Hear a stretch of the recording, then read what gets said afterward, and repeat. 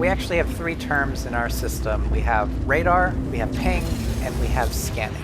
Radar is, in a sense, your passive detection. That is, I'm flying around, things pop up on my radar and I can see them. Then you have ping, where you have to physically hit a button, basically pulsates a ping out into the world, and I can see things much further out.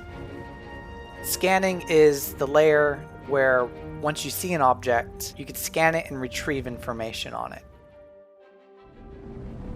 What I like about the current implementation of radar is the dynamic signatures. They fluctuate in and out depending upon what you're doing.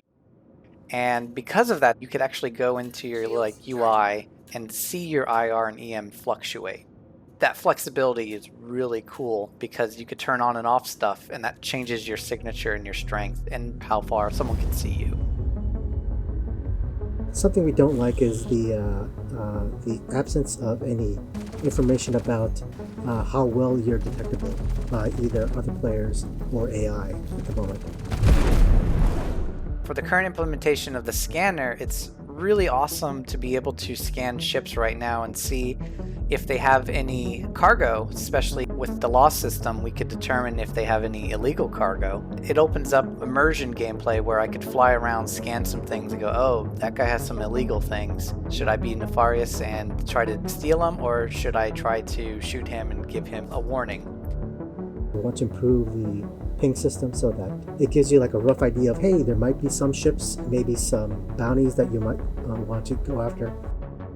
And because we'll give you that info at a further distance, it really allows you to make some, gives player agency and allows you to determine whether you want to even investigate it or not, or want to look in a different direction. So that's kind of how our existing system works. There's things that we really like, and of course there's things that we want to improve on and even flesh out even further. And that's exactly where this new work comes into play. With the new radar, we've tweaked how things get detected, so it's no longer two spheres colliding. It's just, to put it simply, if your signature is overlapping with somebody, they're going to see you. One thing we want to improve is to make sure that we give proper player feedback, so you know that if you're in a very high ambient signature area, like a gas cloud, you could be hidden, and therefore make better use of the spaces that we provide in the universe that we created. Sean Tracy liked the idea of, if you have a bunch of capital ships and a couple frigates, that maybe you can't see some of those smaller ships. What happens if we had that moment where you could have some ships hide within the bigger ships?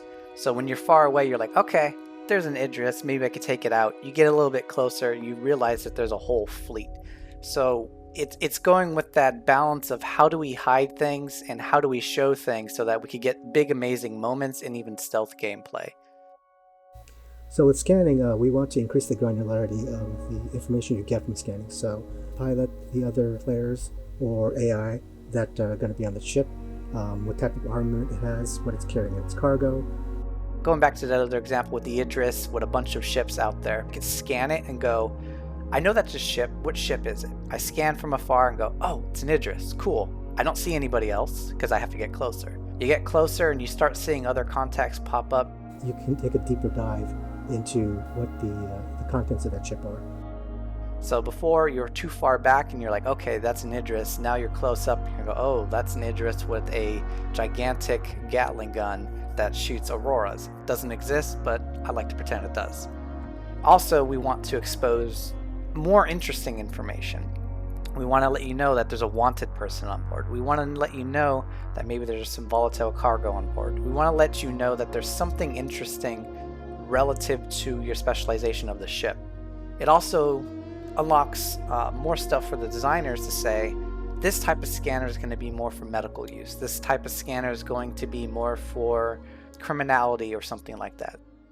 What we're doing with Ping is, for the first time, we're going to actually allow you to not only get the blob information, which gives you the rough direction and size of the entities that may be contained within the blob. So it gives you a rough area of where you might want to investigate. But if the signatures are high enough, then you can actually scan the contents of that blob, which is something we weren't able to do before. You won't see a lot of these things happen all at the same time. It opens up the doors so that we could push things in through patches and through waves. What we're looking for is a fun player experience for finding things. Ultimately, players want to be able to look out in the vastness of space and then determine, hey, this is something interesting that I want to do, and this is the direction I need to go experience that fun thing. That's what we're working toward. As part of our road to Invictus, this brief primer on the future of radar and scanning demonstrates an essential component in creating a dynamic and engaging sense of exploration and danger for spacecraft in the Persistent Universe and Squadron 42 alike. And we're going to learn more about how it all works tomorrow on Star Citizen Live when Sean Tracy and members of the Vehicle Tech team join us to answer your questions live. But up next, it's that time. Let's jump into another sprint report. Up first, let's take a look at some recent progress on hospitals, starting with these myriad hospital props like tables for the waiting area and medical trolleys you can expect to see rolling through the hallways. There was even a recent concept for this high-tech gurney, and when I think about the push-pull possibilities here, it reminds me of the first time I was kicked out of a hospital. And the second. The team also progressed on the gray box for New Babbage's emergency drop-off hangar, which needs to be cleaned up a little bit. One of the various medical rooms. The exterior vistas outside the windows. And then dropping in some placeholder signage as guides for other artists when it comes time to really dress this place up. In addition to the first pass signage, first pass greenery has begun, and the thinking is already that we need much more verticality with the plants, so they'll be trying that next. There's also a look at the gray box nurses station in the ward area. The team is currently thinking that this will be the first area taken to final art so that it serves as visual guidance for the remaining sections of Brentworth Hospital. Origin General is also coming to the end of Graybox with this look at the lobby, assurance booths, and other areas we're gonna let you discover for yourself. When Origin General here enters final art, we expect to see much more of the glass and special lighting effects you saw in our look at the commercial platform arcade last quarter. Heading now to outer space, some of our spacescaping artists created some early warm-up tests for the creation of gas clouds that will encompass the jump point from Stanton to Pyro. Beginning with the work already created for CitizenCon 2949, it needed to be updated with all the new technical advancements made since then and better extrapolated out into three-dimensional space so that it can be approached from any direction. We've not quite got back that beautiful butterfly shape we had, but we'll be checking in again later as it further progresses.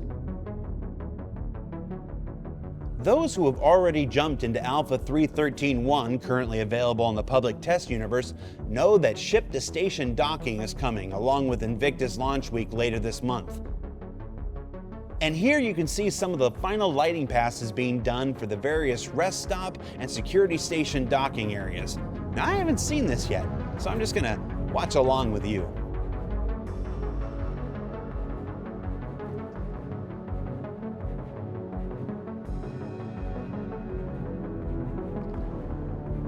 Ooh, that's cool.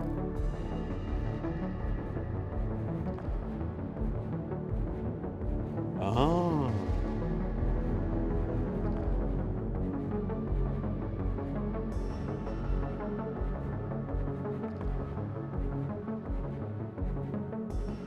Hell yeah.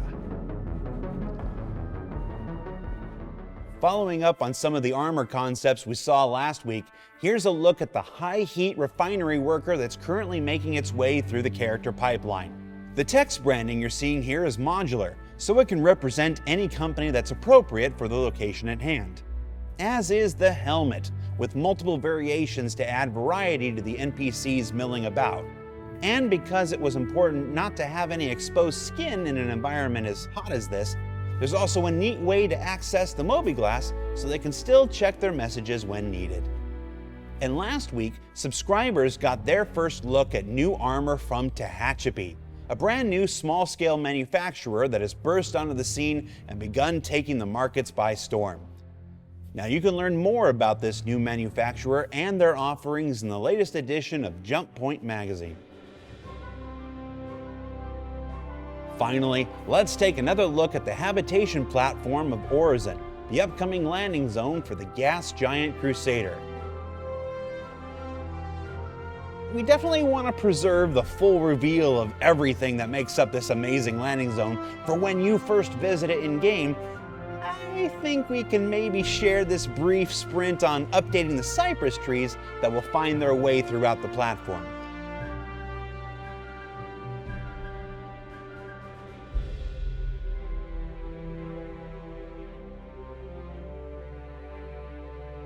And finally, back to the hab rooms themselves, a much requested feature. Many of the rooms come with windows to the outside world. So what did we learn this week? Well, we learned that the next evolution of radar and scanning aims to put systemic tools in the hands of our designers to enable the exploration and discovery of more than just spacecraft and vehicles. That hospitals are still the harbinger of new medical gameplay scheduled to come online in Alpha 3.14. And that before all that happens, we're on the road to Invictus with the upcoming edition of ship-to-station docking and all the potential that brings. Here, there might even be a capital-sized tour coming? Check out the schedule on the RSI website if you haven't already. For Inside Star Citizen, I'm Jared Huckabee. We'll see you all next week.